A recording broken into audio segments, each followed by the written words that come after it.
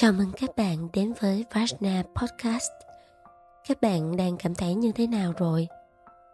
Sau tập vừa qua, Kim có nhận được khá những chia sẻ của các bạn thính giả, chia sẻ những câu chuyện về sự tử tế mà các bạn đã trải nghiệm trong đời sống. Các bạn có đồng ý với Kim rằng sự tử tế nó có sức lan tỏa vô cùng lớn không? Và hôm nay, Kim sẽ cùng các bạn đào sâu hơn nữa về giá trị thật sự của hai chữ tử tế trong xã hội ngày nay các bạn nhé. Dành cho những bạn lần đầu tiên đến với podcast này, đây là nơi chia sẻ những câu chuyện chiêm nghiệm cuộc sống liên quan đến sức khỏe và môi trường theo góc nhìn độc đáo của triết học tinh thần, cũng như những kinh nghiệm mà tôi đã tích lũy để ứng dụng vào đời sống. Tôi là Vajna Thiên Kim, một nhà hoạt động vì môi trường, giảng viên yoga cổ điển và triết học Vedanta quốc tế bậc Master. Kim cũng là chuyên gia trị liệu, phục hồi quốc tế, hoạt động trong lĩnh vực y tế và chăm sóc phục hồi sức khỏe tự nhiên. Chính vì vậy, trong công việc của mình, tôi đã lắng nghe nhiều câu chuyện từ rất nhiều tầng lớp và tôi muốn được chia sẻ những điều tôi đã đúc kết cũng như những giải pháp thiết thực đến với mọi người.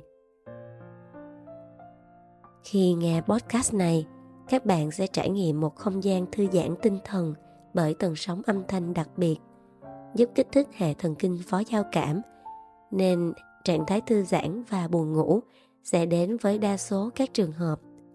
Nếu điều này diễn ra, nó cũng thật tuyệt vời bởi sóng não theta của các bạn đã được kích hoạt. Đây cũng là điều đặc biệt khi bạn tới với Vajna Podcast. Bạn có thể ghé thăm trang web vajnathienkim.org để xem thêm các tài liệu và tri thức được đăng tải miễn phí dành cho cộng đồng. Tôi rất vui khi các bạn đã dành thời gian quý báu để ghé qua và lắng nghe những chia sẻ về cuộc sống này cùng tôi. Nếu bạn mới ghé qua kênh podcast này lần đầu, thì đây là phần 2 của tập podcast số 10, bàn về sự tử tế trong thời đại mới. Bạn có thể nghe lại phần 1 ở link bên dưới phần bình luận. Nào, không để các bạn đợi lâu nữa, chúng ta hãy cùng đến với buổi trò chuyện của ngày hôm nay nhé.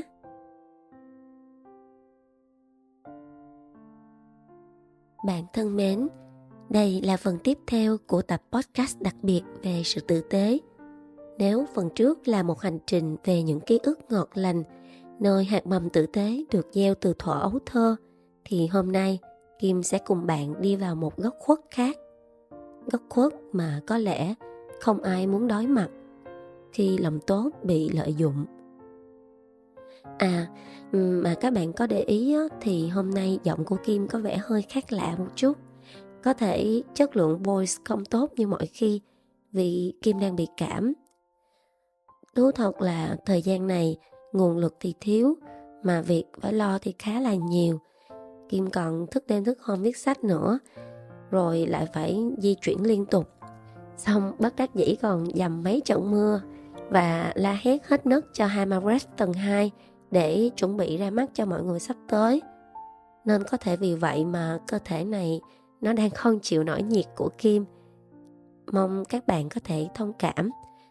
Sự thấu hiểu và ủng hộ của các bạn là một hành động tử tế và là nguồn động lực giúp Kim mau hết bệnh đấy. Thôi bây giờ chúng ta sẽ vào chủ đề chính. Thì tử tế, nó là một hạt mầm. Nếu được gieo xuống nơi đất lành, nó có thể lớn lên thành cả một khu vườn của sự nhân hậu, lan tỏa hương thơm lặng lẽ, dịu dàng. Nhưng cũng hạt mầm ấy, nếu lỡ gieo nhầm nơi thì sao? Vào một vùng đất cằn cỗi hay vào bàn tay của những người chỉ biết nhận mà chẳng biết trao đi, thì sự tử tế ấy đôi khi nó trở thành mồi nhữ các bạn ạ. Mồi nhữ cho những kẻ chỉ biết hái quả mà không một lần ngoái đầu nhìn lại cái cây đã cho mình trái ngọt. Kim tin rằng mỗi người trong chúng ta đã đều từng phải trải qua điều đó. Trao đi lòng tốt nhưng nhận lại là sự tổn thương. Từ những chuyện nhỏ ở văn phòng, những buổi giúp đỡ vô tư bị hiểu lầm, cho đến những cú sốc lớn trong đời, nơi mà một lời hứa, một ánh mắt hay một cái ôm từng làm mình tin tưởng lại trở thành ngòi nổ cho sự đổ vỡ. Có những người sau những tổn thương ấy, khi lòng tốt bị lợi dụng, niềm tin hóa thành mệt mỏi, đã chọn cách đóng cửa trái tim. Họ tự co mình lại, tự bảo vệ. Họ không còn muốn mở lòng, không còn muốn tin nữa. Và câu hỏi bắt đầu vang lên trong lòng: có đáng không? Liệu tôi có nên tiếp tục hành động tử tế hay không? Kim hiểu, vì Kim đã từng bị như thế. Cũng từng phải hỏi mình những câu hỏi y chang như vậy. Kim từng tin rằng nếu mình sống tử tế, mình sẽ gặp được người tử tế, cho đến khi chính sự tử tế ấy đưa mình vào một cái bẫy, một đường dây lừa đảo có tổ chức rất tinh vi, rất bài bản. Một đường dây lừa đảo được ngụy trang bằng sự tử tế. Bạn nghe có thấy buồn cười không? Nhưng đó là sự thật. Kim chưa bao giờ nghĩ rằng mình sẽ là nạn nhân trong một câu chuyện như vậy. Tất cả mọi thứ đều đã được sắp đặt rất khéo, rất công phu.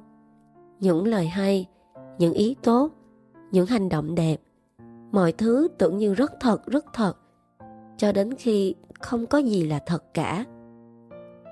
Và rồi từng chút một, lấy mất đi niềm tin và cả sự bình yên nội tại sẵn có. Chúng ta vẫn luôn ca ngợi lòng tốt, vẫn mong thế giới này đẹp lên nhờ sự tử tế. Nhưng cuộc đời này vốn luôn có hai mặt. Có ánh sáng thì cũng có bóng tối. Có người tử tế thật lòng thì cũng có những chiếc mặt nạ khoác lên sự giả dối bằng những lớp vỏ bọc của tình yêu thương. Có những tổn thương không đến từ sự lạnh lùng, mà nó đến từ những lòng tốt giả tạo. Hãy để Kim kể cho bạn nghe một câu chuyện dẫn chứng đã mang đến cho Kim sự tổn thương sâu sắc, và nó khiến Kim từng rất là sợ hãi. Một bài học mà đến giờ, khi nghĩ lại, Kim vẫn không nghĩ mình đã từng phải trải qua. Nếu bạn cũng từng bị tổn thương khi trao đi lòng tốt, nếu bạn đang hoang mang liệu mình có nên tiếp tục mở lòng, thì hãy để câu chuyện này như là một lời thủ thỉ. Không phải để khiến bạn mất niềm tin, mà để bạn thấy rằng ngay cả khi đã mất đi rất nhiều, ta vẫn có thể học cách đứng dậy, nhìn lại lòng tốt của mình bằng một ánh mắt mới, dịu dàng hơn, và cùng nhau học cách bước tiếp với một trái tim tỉnh táo mà vẫn vẹn nguyên. Kim sẽ dẫn bạn quay về nhiều năm trước, cũng đã gần 6 năm rồi.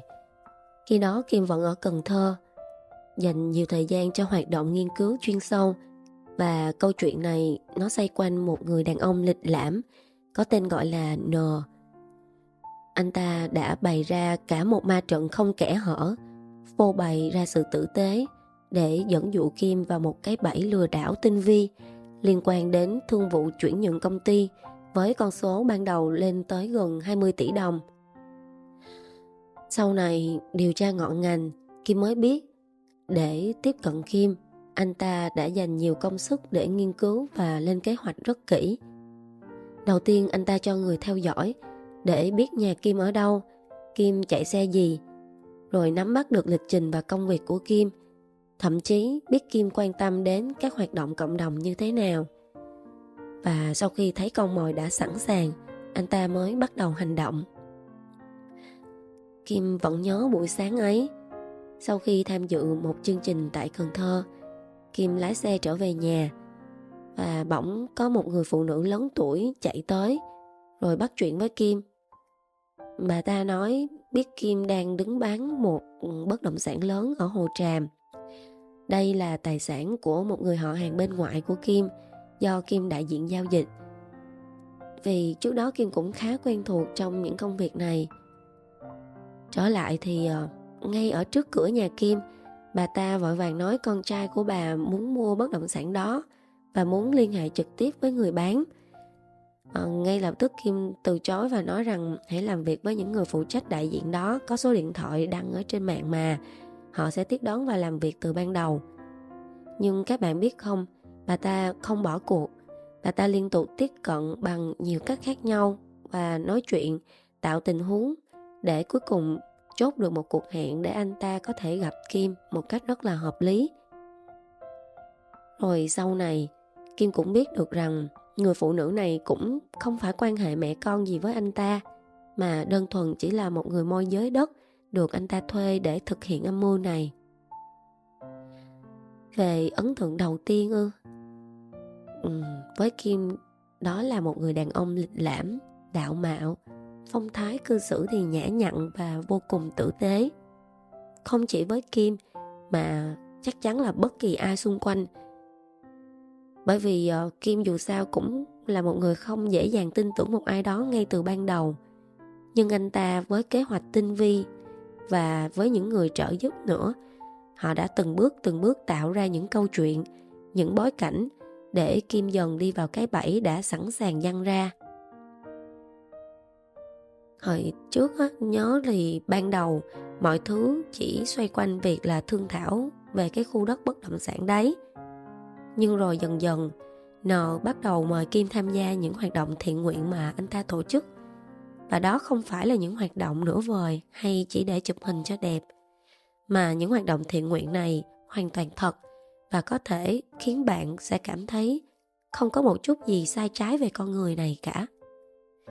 Mỗi tháng anh ta đều đặn gửi hàng tấn gạo cho các ngôi chùa và anh ta đích thân đến đấy. Và Kim không thể quên được cái ánh mắt nhìn trìu mến và đầy biết ơn của những người tăng ni, những người sư trong chùa hay bất cứ những nơi mà anh ta đến để từ thiện. Anh ta thường tổ chức những bữa ăn từ thiện, bỏ tiền túi làm cầu, làm đường ở các vùng quê nghèo khắp miền Tây. Ở một huyện nào đó ở trong Hậu Giang, Kim còn nghe nói có cả con đường mang tên anh ta nữa. Anh ta không âm thầm làm từ thiện một mình. Anh ta mời Kim, mời nhiều bạn bè, đối tác đi cùng. Và tất nhiên, những phần lớn nhất, quan trọng nhất thì vẫn là anh ta quyên góp. Anh ta chủ trì. Tất cả đều rất thật, rất tử tế, rất đáng tin. Và bạn biết đấy, không ai là không bị khuất phục bởi lòng tốt và những hành động tử tế. Và Kim tin rằng nếu ai đó làm nhiều điều tốt như vậy thì chắc chắn họ phải là một người có trái tim đẹp. Nhưng hóa ra có những chiếc mặt nạ được chế tác tỉ mỉ đến mức chính ánh sáng của sự tử tế lại trở thành thứ khiến mình bị mù quáng nhất. Không chỉ là hành động mà cách nói chuyện, thái độ sống, những mối quan hệ xã hội của N, tất cả đều khiến Kim có lòng tin vào con người này. Anh ta cũng thường nói chuyện về sự lo lắng và đồng cảm của anh ta với những mảnh đời khó khăn vất vả, vì anh ta cũng từ 2 bàn tay trắng làm nên. Hay anh ta cũng chia sẻ về cách dạy con của mình để định hình nhân cách cho trẻ từ tấm bé. Với anh ta là điều quan trọng nhất, bởi vì anh ta là bố đơn thân. Và anh ta còn vô vàn những cử chỉ đẹp, hào phóng với tất cả mọi người, mọi tình huống khi anh ta xuất hiện. Không chỉ như vậy đâu các bạn à. N còn là người Cần Thơ, là người sinh ra và lớn lên tại thành phố Cần Thơ.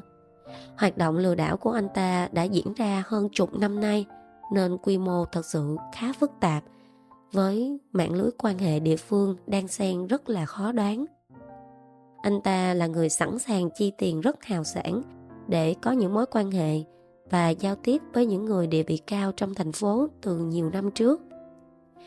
Và trong những mối quan hệ có địa vị cao, rồi rất uy tín trong thành phố mà anh ta đã kết nối, thì có nhiều người Kim cũng biết, thậm chí là còn thân quen nữa. Khi nhìn thấy họ tôn trọng và quý mến anh ta, Kim càng yên tâm hơn rằng mình đang làm việc với một người tử tế thật sự. Nhưng rồi chính điều đó trở thành điểm mù lớn nhất. Trong một chuyến đi thiện nguyện, N chia sẻ với thái độ rất chân thành rằng việc vay vốn ngân hàng để đảm bảo tài chính mua khu bất động sản mà Kim đang đứng danh thì nó đang gặp một chút khó khăn. Anh ta cần một công ty tốt, có giá trị và đã có nhiều năm hoạt động để thực hiện các thủ tục vay vốn cần thiết. Và anh ta ngỏ ý muốn sang nhượng công ty của Kim, thì Kim đã đồng ý. Khi ấy Kim cũng có lòng tin với anh ta, mà mục đích cũng để hoàn thành việc giao dịch khu bất động sản mà anh ta đang thực hiện với Kim. Với cả thực tế thì Kim không còn sử dụng công ty đó nữa, nên mới đồng ý. Và điều đáng nói nhất, để lấy lòng tin thì anh ta đã thực sự mua những cái bất động sản khác như biệt thự hay là đất quốc lộ, mỗi cái vài chục tỷ, thông qua người quen mà Kim biết, để tăng thêm cái độ uy tín rằng anh ta là người thật việc thật, chứ không phải người chỉ đến hỏi mà không mua. Thì ngay sau ký hợp đồng chuyển nhượng công ty một cách khá là nhanh luôn, Kim chỉ vừa đồng ý là ngày hôm sau đã có người đến làm thủ tục tại nhà. Kim cũng rất bất ngờ với cái cách làm việc như thế này. Và N đã cùng một đồng phạm khác là một người phụ nữ, không còn mối quan hệ hôn nhân, nhưng cô ta lại tiếp cận Kim và còn nhận là vợ của anh ta. Hồng đe dọa Kim.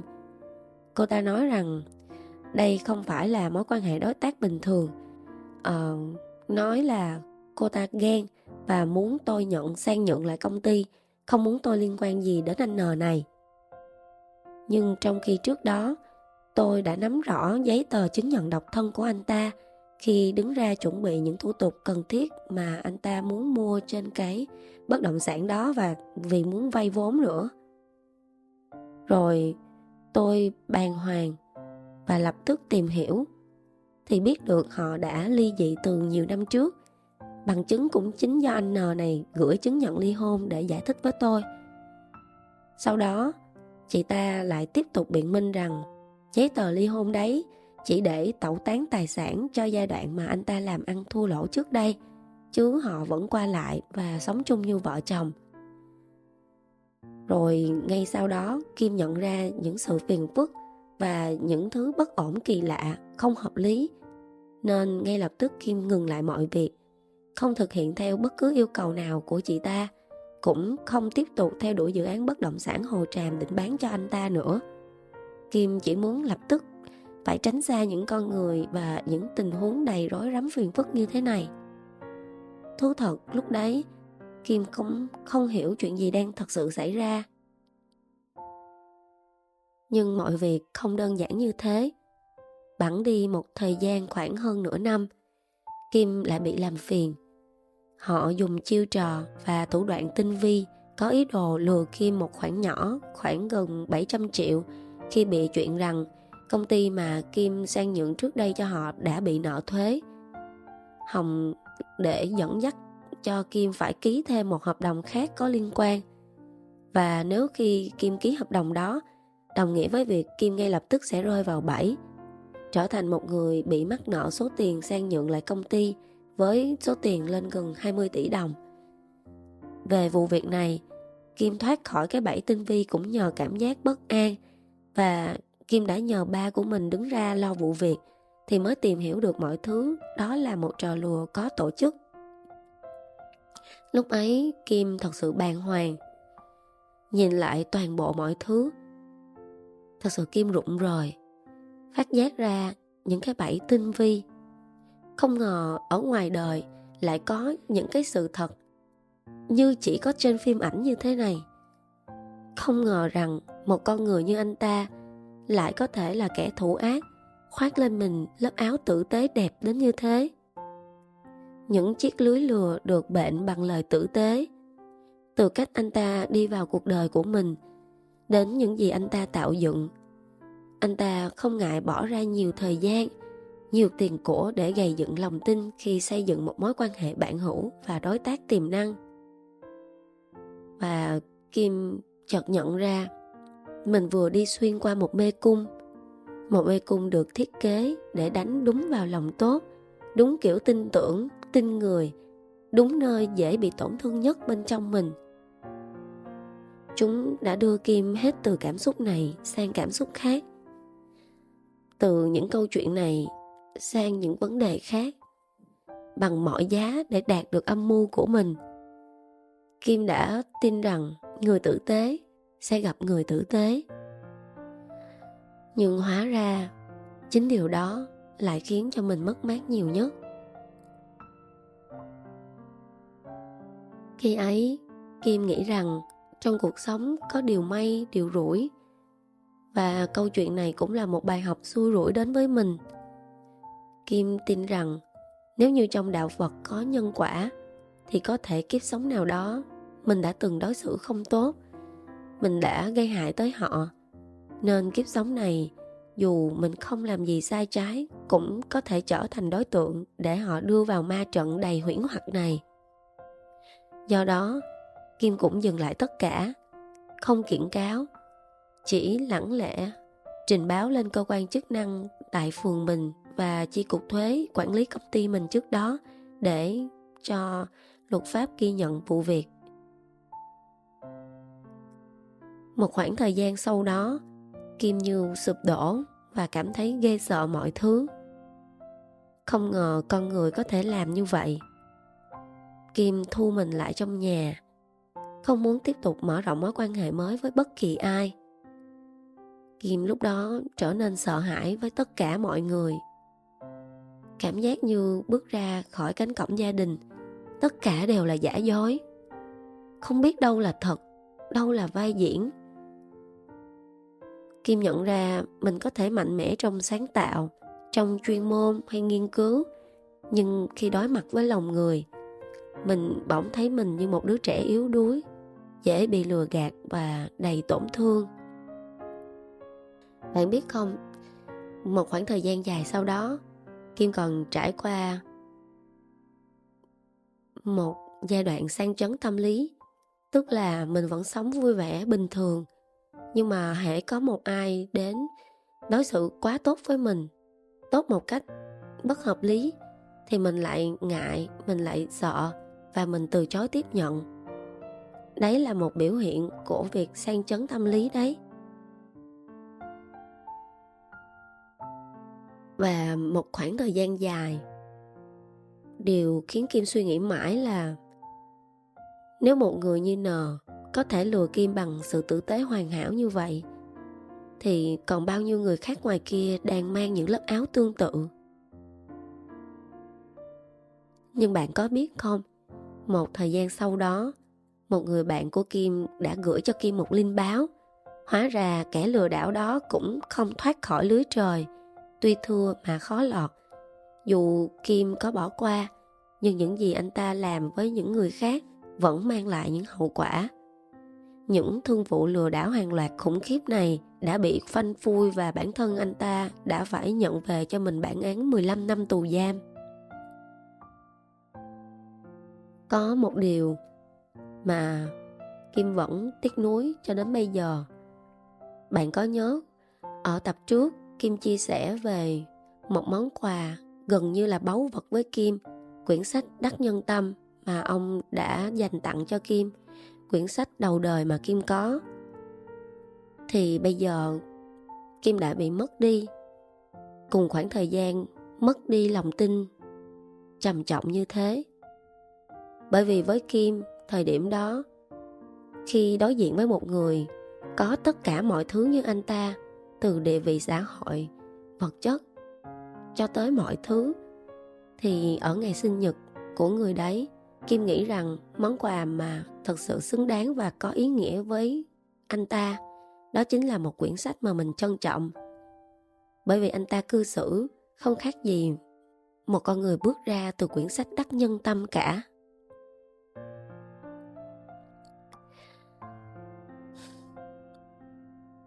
Nhưng mà mọi thứ sẽ cho mình bài học.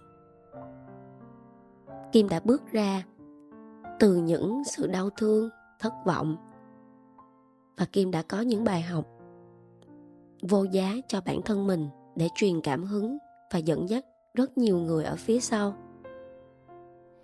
Một điều rất rõ ràng Kim nhận ra sau biến cố ấy, đó là trong thế giới này, ranh giới giữa đúng và sai, giữa tốt và xấu, giữa thật lòng và giả tạo, nó không còn rõ ràng như ta vẫn tưởng nữa. Sự thật và dối trá, nó sẽ lẫn lộn vào nhau như một bức tranh bị khuấy tung. Ngày xưa, người ta dễ tin vào ánh mắt, vào cách sống, vào những việc làm có vẻ đúng. Nhưng bây giờ, kể cả những điều tưởng như đáng tin nhất như lòng tử tế, như các hoạt động từ thiện, như một danh tiếng được xây dựng bởi cả một cộng đồng, cũng có thể bị biến thành công cụ để che giấu những âm mưu hiểm độc ở phía sau.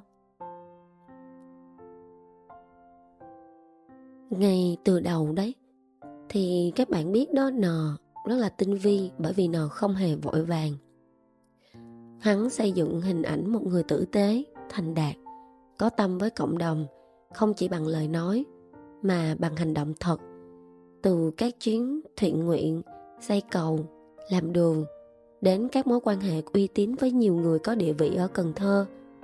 Và điều này khiến người như Kim, vốn sống thiện lành hướng thiện, dễ đồng cảm và sẽ dễ dàng tin tưởng. Hắn không chỉ đóng vai mà còn đầu tư vào các vai diễn đó một cách bài bản, bằng cách thao túng mạng lưới xã hội để người khác xác thực giúp cho hình ảnh và danh tính của hắn. Đây là cấp độ rất cao trong thao túng xã hội, khiến không chỉ nạn nhân mà cả những người xung quanh đều dễ bị dẫn dụ và trở thành nạn nhân. Khi một người như N, vốn được bao quanh bởi những việc có ý nghĩa, thiêng liêng, giá trị cho xã hội, bị phơi bày là một kẻ lừa đảo, thì không chỉ một mình chiếc mặt nạ của anh ta bị vỡ, mà ngay cả những người từng đứng cạnh anh ta, từng yêu quý, từng giới thiệu hay từng tin tưởng anh ta cũng sẽ bị kéo vào vòng xoáy của sự mất niềm tin. Đôi khi họ không chỉ mang cái tiếng tiếp tai mà còn bị mất uy tín với chính những người xung quanh mình. Có lẽ nặng hơn nữa, họ có thể dần đánh mất niềm tin vào chính bản thân, vào khả năng phân biệt đúng sai, hay vào cả xã hội nữa.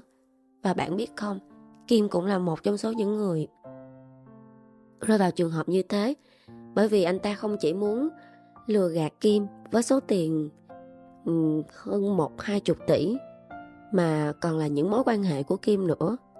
Anh ta trong một khoảng thời gian dài đã liên tục nhờ Kim kết nối với những mối quan hệ khác, những người thật sự có khả năng chung tay đầu tư với anh ta.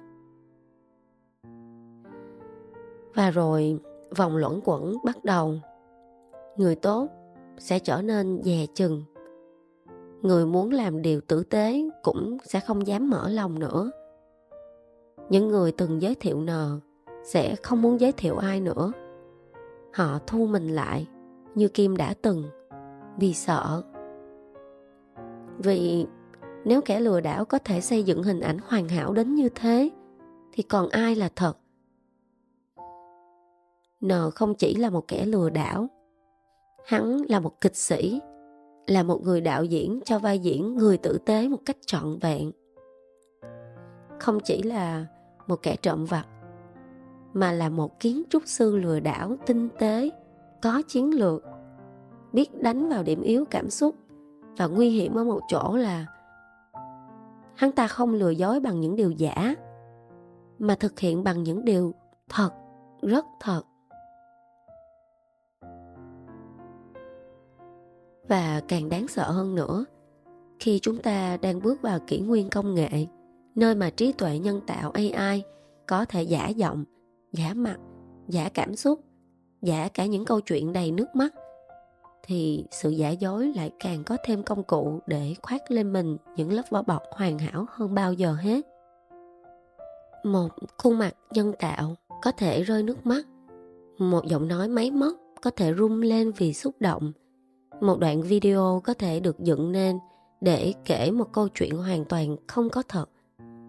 Và người xem, người nghe, người trải nghiệm lại bị đánh vào lòng tin một lần nữa. Trong thời đại này thì thật giả lẫn lộn không chỉ vì lòng người khó đoán, mà còn vì bất kỳ ai cũng có thể trở thành một vai diễn hoàn hảo.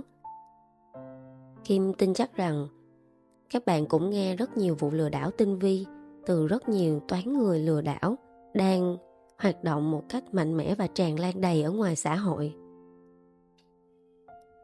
Chúng ta đang sống trong một xã hội mà ai cũng đeo mặt nạ, nhưng lại khó biết đâu là mặt nạ, đâu là mặt thật. Chúng ta đang sống trong một thời đại mà chân thành là một loại xa xỉ phẩm và sự ngây thơ có thể trở thành một món hàng bị lợi dụng.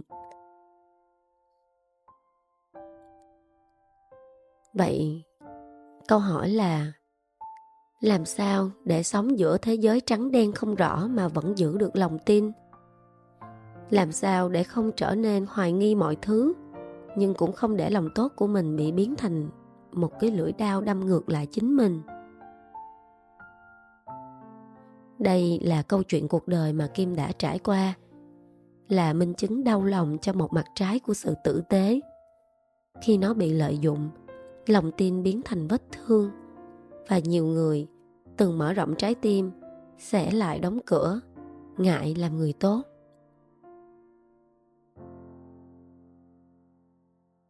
Nhưng bạn thân mến, giữa dòng đời sóng gió, có một niềm tin kiên định mà Kim luôn ôm giữ. Nhân quả không bao giờ ngủ mê. Mỗi hạt giống của chúng ta gieo xuống, dù là yêu thương hay tổn thương, rồi cũng sẽ hé nở một cách trọn vẹn theo cách của nó. Và bạn biết không, với tất cả những sự tổn thương và cả niềm tin không lay chuyển, Kim vẫn tiếp tục tin một lần nữa vào sự tử tế. Kim chọn cách vượt lên trên sự sợ hãi. Thật ra, Kim đã dành khá nhiều thời gian để nói chuyện với ba mẹ của mình, tâm sự với họ mọi điều.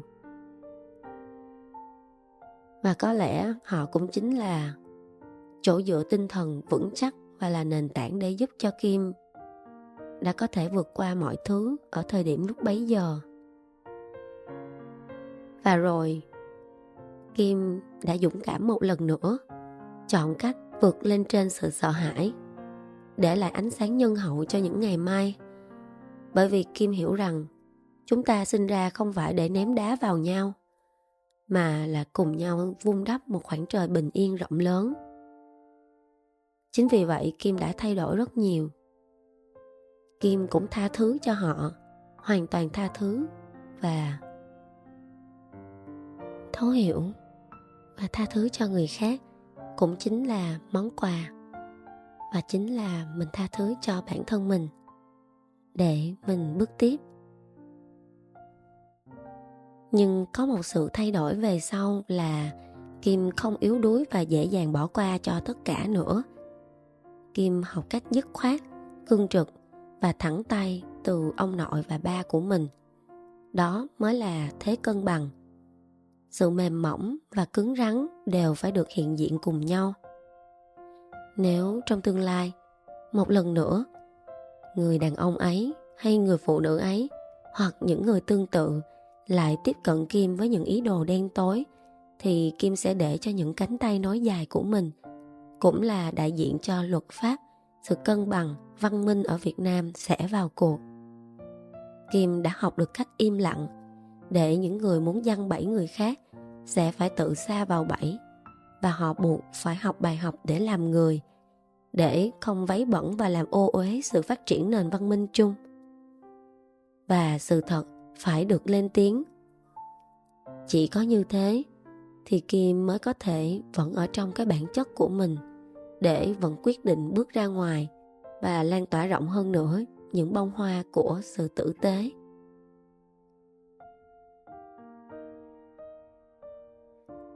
Đến đây, chúng ta phải nhìn nhận một sự thật là có những kẻ gieo rắc hoa hồng giả. Họ phát lên những bộ áo tử tế để trục lợi, để thao túng niềm tin. Họ tạo ra tổn thương, khiến trái tim của ta rụng rời. Nhưng điều ấy không có nghĩa là tử tế đã thất bại. Ngược lại, chính những trải nghiệm cay đắng ấy, nó còn củng cố niềm tin của chúng ta rằng tử tế thật sự là thứ chỉ dành cho những ai dám sống chân thành, dám đối diện với những sự khổ đau, những góc tối. Hãy nhìn vào bản thân bạn.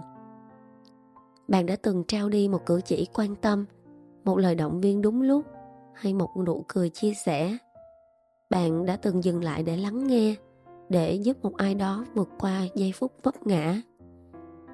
Đó chính là minh chứng cho sự tử tế thuần khiết. Vết thương mà bạn nhận được chỉ là một tấm gương phản chiếu. Có kẻ thiếu lương tri, nhưng cũng có rất nhiều trái tim khác đang chờ đến lượt để nhận lại những hạt giống yêu thương từ bạn. Nếu bạn làm cho ai đó thấy ấm lòng ngày hôm nay, thì gốc rễ của sự tử tế nó đã đủ sâu ở nơi tâm hồn bạn. Đừng để cho những kẻ gieo gió khiến bạn chùn bước. Bởi vì khi bạn mở lòng, thế giới này sẽ thêm một lần rung lên trước nhịp đập của tình người. Thử tưởng tượng, nếu mỗi chúng ta chỉ cần bỏ ra 5 phút mỗi ngày để trao những câu hỏi thăm chân thành, một lời cảm ơn trân trọng, hoặc một hành động nhỏ bé như nhặt hộ một mẩu rác trên đường, thì luồng năng lượng tích cực kia sẽ lan tỏa mạnh mẽ đến mức như thế nào?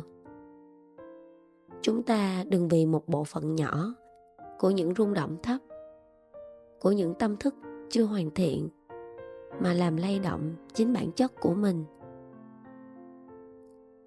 Giờ đây, Kim muốn gửi đến bạn một lời chia sẻ chân thành nhất. Hãy để trái tim của mình lại một lần nữa được tin vào điều tử tế. Hãy dũng cảm gieo một hành động yêu thương, dù là nhỏ bé nhất. Bởi một hạt mầm thiện lành khi được gieo xuống, sớm muộn nó cũng sẽ nở hoa. Và vũ trụ luôn biết cách hồi đáp những tấm lòng biết cho đi bằng những điều tốt đẹp nhất, theo một cách bất ngờ mà bạn có thể chẳng lường trước được.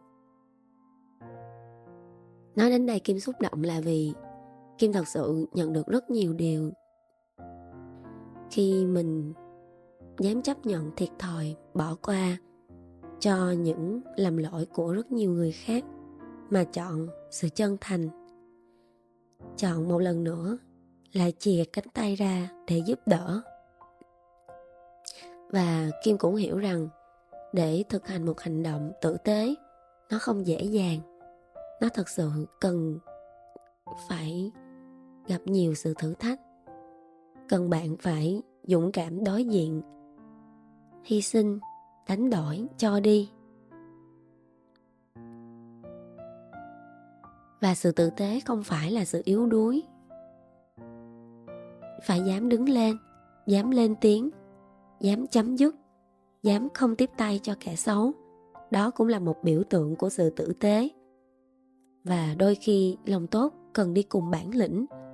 Đây là một bài học xương máu của mình.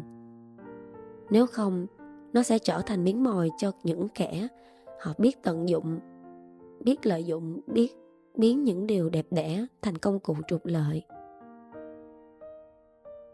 Kim đã dũng cảm mở lòng, đã mạnh mẽ bước tiếp, lại một lần nữa bước ra ngoài, bước ra ánh sáng. Và Kim tin rằng bạn cũng sẽ làm được. Hãy cùng Kim ngay từ khoảnh khắc này khơi dậy ngọn lửa tử tế bên trong mỗi hơi thở, để hành trình của chúng ta không chỉ là đường dài của riêng một người, mà còn là con đường chung dẫn về miền đất hứa của lòng nhân ái và hy vọng.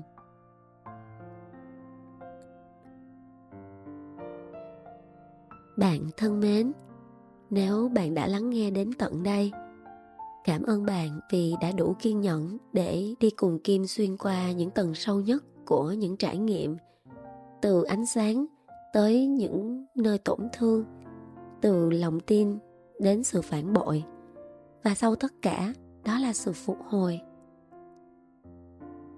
Thế giới này sẽ vẫn còn nhiều điều khiến ta nghi ngờ, nhưng chỉ cần bạn còn đủ sự dịu dàng để không đánh mất chính mình, thì sự tử tế trong bạn sẽ luôn là ánh đèn dẫn lối. Mong rằng câu chuyện của ngày hôm nay không chỉ để kể, mà là để nhắc nhau rằng tử tế không phải vì ai đó xứng đáng, mà vì chính chúng ta chọn sống như thế.